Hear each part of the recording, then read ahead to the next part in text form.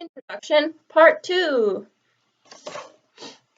I have had the privilege of working with many of the great spiritual teachers and scientific pioneers of our time, helping them convey their insights about health and happiness for others. Many of these scientists have generously contributed their research to this book. I am sure that my obsession, with joy began while growing up in a loving home that was shadowed by the black dog of depression. Having witnessed and experienced such pain from a very young age, I know that so much of human suffering occurs within our own head and heart.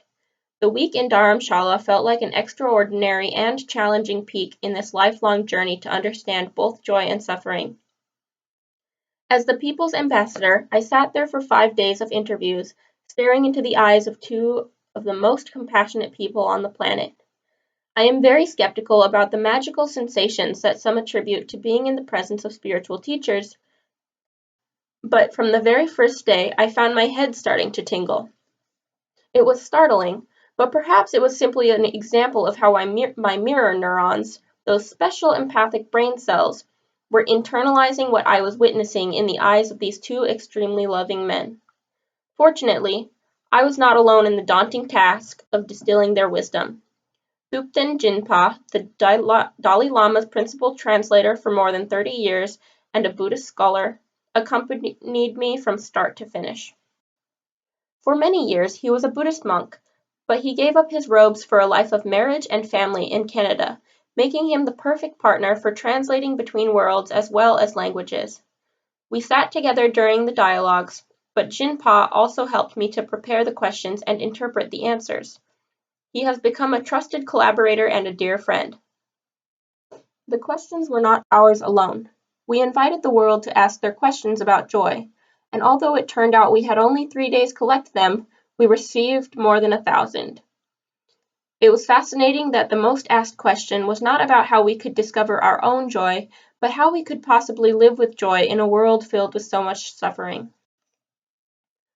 During the week, their fingers were often wagging at each other teasingly, moments before their hands were clasped together affectionately.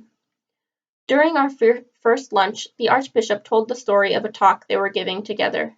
As they were getting ready to walk on stage, the Dalai Lama, the world's icon of compassion and peace, pretended to choke his spiritual older brother.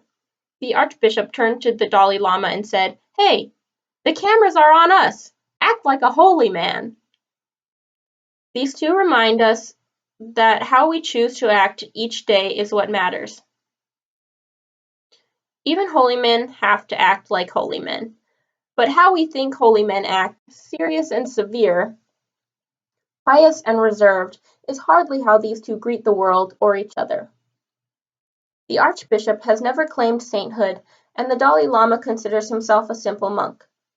They offer us the reflection of real lives filled with pain and turmoil, in the midst of which they have been able to discover a level of peace, of courage, of joy that we can aspire to in our own lives.